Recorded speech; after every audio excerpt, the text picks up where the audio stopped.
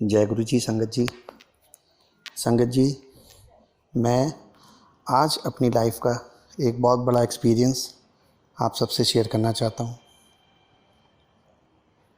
गुरु जी ने किस तरह अपने से जोड़ा, अपनी कृपा का हाथ हमारे सिर पे रखा, हमें, हमारे परिवार को, हमारे सारे मिलने वाले रिलेटिव्स को कैसे ब्लेस किया, ये सब मैं आपसे आज शेयर करना चाहता हूँ। संगत जी, हम आज से करीबन 3-3.5 साल पहले गुरु जी से जुड़े। और किस तरह जुड़े, हम संगत जी कभी गुरुओं पे विश्वास ही नहीं करते थे, जो सत्यता है। बिकॉज़ आजकल के वक्त में नई नई चीज़ें सुनने को आ रही थी, नए नए ढोंग सुनने को आ रहे थे। रोज़ कोई गुरु ने किसी के संग ऐसा कर दिया, किसी को ऐसे छल लिया, ये लिया, तो हम इन चीज़ों पे विश्वास ही नहीं करते थे। मेरी मौसी, मेरे इन लॉज़, ये लोग टाइम टू टाइम गुरु जी का स्वरूप, कभी गुरु जी का सत्संग, कभी गुरु जी की वीडियो फेसबुक पे या कभी सोशल नेटवर्क पे कहीं भी शेयर करते थे। हम लोग इसको देखते थे। मैं और मेरी आंटी, मेरी वाइफ, हम लोग आपस में डिस्कस करते थे कि ये कौन से गुरु जी हैं, ये क्या करते हैं, ये कैसे गुरु जी हैं। हमें पूछने में भी थोड़ा हिचकिचाहट सी होती थी कि हम क्या पूछें किसी से। फिर एक दिन बहुत मन उचाट हुआ, मैंने और मेरी आंटी, मेरी वाइफ ने, हम दोनों ने ये डिसाइड किया कि हम लोग पता करते हैं। जब हमने देखा, अपने इन लॉज से पूछा, गूगल में सर्च किया, तो हमें ये पता चला कि हमारे गुरु जी का मंदिर एक हमारे शहर आगरा में भी है। हमने देखा, गूगल से लोकेशन चेक करी और हम आगरा मंदिर पहुंच गए। तब तक हमें कुछ भी नहीं पता था हमारे गुरु जी का ये जो ऑरा है, ये जो सिस्टम है, किस तरह से है। हमारे यहाँ कुछ भी नहीं चलता। नॉर्मली हमने मंदिरों में देखा था, आप जाओ, वहाँ दान पेटी होती है, आपने कुछ अमाउंट देना है, मत्था टेकना है, फिर आपने बैठना है, कभी आप प्रसाद लेके जा रहे हो। ये सब चीज़ें हमारे यहाँ नहीं चलती, ये हमें नहीं पता था। 4 बजे से मंदिर का टाइम होता था, हमें ये भी नहीं पता था। हम 4 बजे से थोड़ा पहले ही पहुँच गए। गुरु जी की कृपा इतनी ज़्यादा हुई हमारे पास, जब हम वहाँ पहुँचे तो जो आगरा मंदिर में आंटी हैं, पूनम आंटी, उन्होंने हमें टाइम दिया। उन्होंने देखा कि ये नई संगत है, हमें बुलाया, बिठाया। तैयारी चल रही थी, 4 बजे से सत्संग शुरू होना था। आंटी ने गुरु जी के बारे में कुछ बातें बताई, इतनी हमारे पर गुरु जी की कृपा हुई। उसके बाद फिर धीरे धीरे हम मंदिर आने जाने लग गए। कभी कभी सत्संग में जाते थे, आते थे। कुछ समय बाद हमें हकीकत में ये पता चला कि गुरु जी ने हमें हमसे से क्यों जोड़ा। मेरा बड़ा बेटा जो 9th स्टैंडर्ड में था उस टाइम, नई उसने अपनी स्कूटी एक्टिवा ली थी, विदाउट हेलमेट। डे 1 से वो नहीं ड्राइव करता था, बहुत स्लो चलाता था। लेकिन एक दिन वो ट्यूशन पढ़ने गया, तो ट्यूशन के अंदर बैठे थे और बाहर सबके व्हीकल्स पार्क थे। 2 बैल आपस में लड़ने लगे और लड़ते लड़ते उन्होंने सबके व्हीकल्स गिरा दिए। इन लोगों ने अंदर से विंडो से देखा कि व्हीकल्स गिर गए। एंड मेरा बेटा उठा, एंड मेरा बेटा और मेरा नेफ्यू, मेरी सिस्टर इन लॉ का बेटा, दोनों साथ ही जाते थे। उसने देखा कि मेरा व्हीकल गिर गया है। उसने कहा ठीक है, मैं जाके अपना व्हीकल खड़ा करके आता हूँ, नहीं तो ख़राब हो जाएगा। नेफ्यू ने उसको मना किया, वो रुक गया। दोनों बैल लड़ते लड़ते दूर चले गए। उसने कहा अब तो बहुत दूर चले गए, अब मैं जाके खड़ा कराता हूँ। जैसे ही वो गया, वो दोनों बैल उसकी तरफ भाग के आने लगे। बैल ने उसको खरोच भी नहीं मारी, लेकिन डर के मारे जैसे ही वो पीछे हुआ, पैर से पत्थर की ठोकर लगी और वो गिर गया ज़मीन पे। जब वो ज़मीन पे गिरा संगत जी, उसके सिर पे बहुत हैवी चोट लगी, इतनी ज़्यादा चोट लगी। इमीडिएटली गुरुजी ने उसको सांसें बख्शी। जो पास में एक हॉस्पिटल था, वहाँ हम उसको लेके गए। वहाँ फर्स्ट एड मिली, सीटी स्कैन हुआ। लेट नाइट में डॉक्टर्स भी आए, न्यूरोसर्जन भी आए, उन्होंने भी चेक किया। एंड व्हाट दे सेड कि सिचुएशन बहुत क्रिटिकल है, इसके दिमाग में बहुत ज़्यादा चोट लगी है। अब मुश्किल से इसको 1 से 2 साल तक तो ये होश में ही नहीं आएगा, कोमा में ही रहेगा। हम लोगों ने सोचा छोटा हॉस्पिटल है, हो सकता है पैसे वैसे बनाने के लिए ऐसी चीज़ बोल रहे हो। हम लोगों ने डिसीजन लिया और इमीडिएटली हमने रात उसको मेदांता शिफ्ट किया, गुड़गांव। जब हम मेदांता पहुँचे, मेदांता में भी सीटी स्कैन हुआ। वहाँ के डॉक्टर्स ने भी यही बोला कि देयर इज़ मल्टीपल इंजरीज़, दिमाग में बहुत सारी चोट्स हैं। दिमाग के 4 पार्ट होते हैं, चारों ही पार्ट में कहीं ना कहीं कुछ चोट लगी है। नंबर 1 तो इसका कोमा से बाहर आना ही बहुत पॉसिबल नहीं है। अगर ये आ भी गया तो किसी मतलब का नहीं होगा, चल नहीं पाएगा, उठ नहीं पाएगा, बैठ नहीं पाएगा, कई सारी कमियां होंगी। संगत जी, गुरुजी ने इतनी हिम्मत दी, आज हम उस वक्त को सोचते हैं तो मेरा शरीर कांप जाता है कि वो वक्त मैंने कैसे निकाला। लेकिन हाँ, जब गुरु ने हाथ पकड़ लिया, 2 दिन वो मेदांता में रहा, ट्रीटमेंट चलता रहा। रोज़ सुबह शाम हमारी डॉक्टर से काउंसलिंग होती थी। काउंसलिंग में डॉक्टर हमेशा बोलता था वही सेम पोजीशन है, कुछ भी इम्प्रूवमेंट नहीं है। हम बहुत उम्मीद से आते थे कि आज डॉक्टर कुछ नई बात बोलेगा। सुबह और शाम हमारी आंखों से आंसू बहते रहते थे और ये चलता था। उसके बाद 2 दिन बाद सब लोगों ने अपनी सोर्स लगाई, किसने क्या, सब लोग मिले।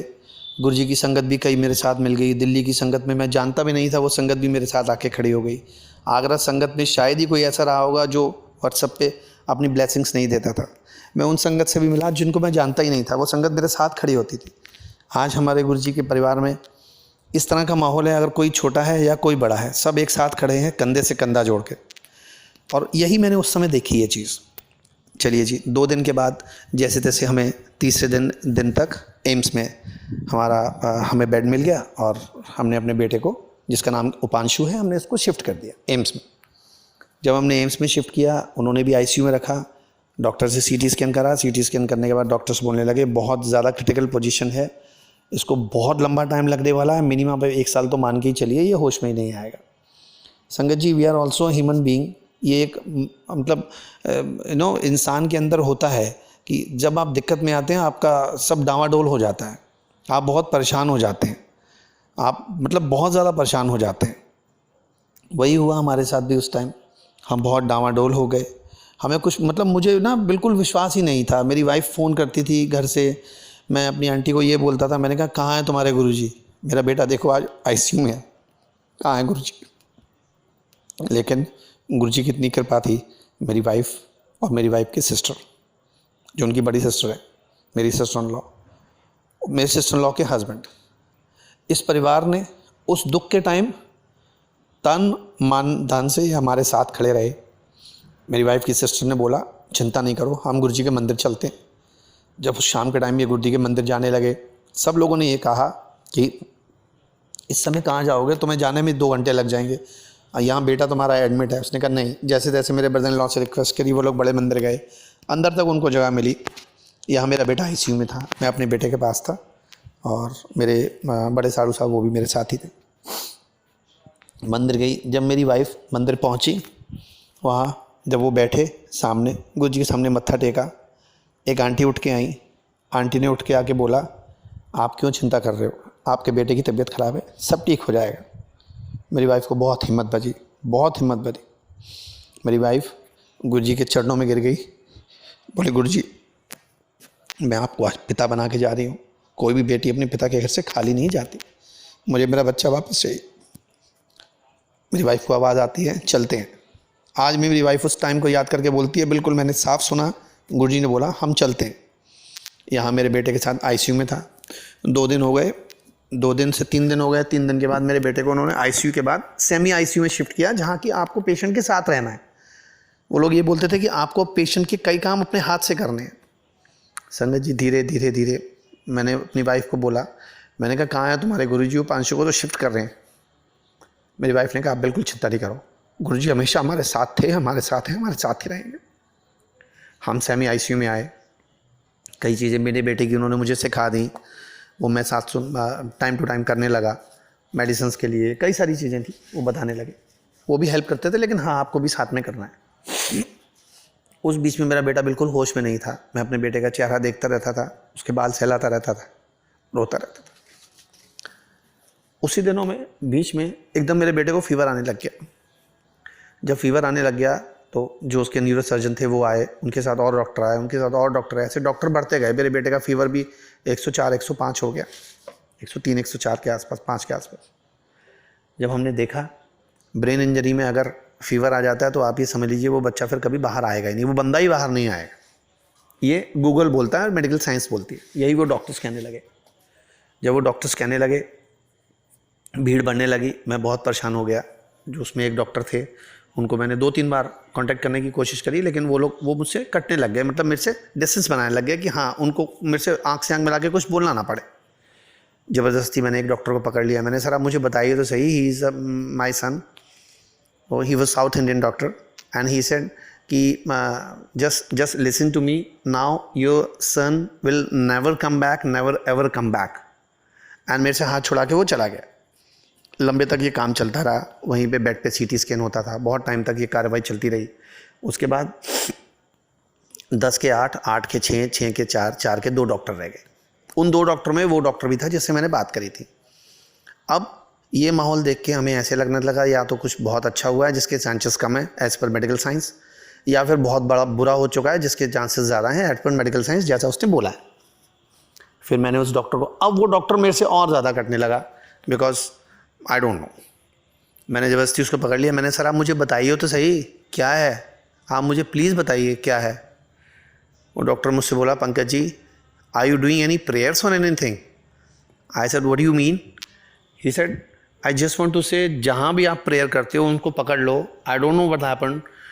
फीवर बहुत ज़्यादा था, फीवर डाउन होने लगा धीरे धीरे, and there was some clots on the brain, those clots are not there. Guruji ने अपने ताप से उस ब्लड को मेल्ट कर दिया, उन क्लॉट को मेल्ट कर दिया। संगत जी, जिस बच्चे के लिए सब बोलते थे कि ये बच्चा अब होश में नहीं आएगा, 2 दिन बाद उस बच्चे ने आंखें खोल दी। जिस दिन उस बच्चे ने आंखें खोली, मेरा विश्वास इतना ज़्यादा पक्का हो गया, मेरा विश्वास इतना ज़्यादा पक्का हो गया, मैंने अब इस दुनिया में केवल गुरुजी, कुछ नहीं।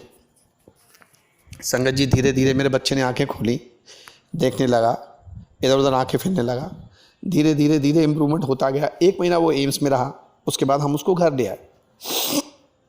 डॉक्टर से, हमारे आगरा में बहुत अच्छे न्यूरो सर्जन हैं। डॉक्टर ने कहा, जब आपके आगरा में इतने अच्छे न्यूरो सर्जन हैं, आपको आने की ज़रूरत नहीं है, फिर भी आपको ज़रूरत हो तो आप टाइम टू टाइम एम्स आ सकते हैं।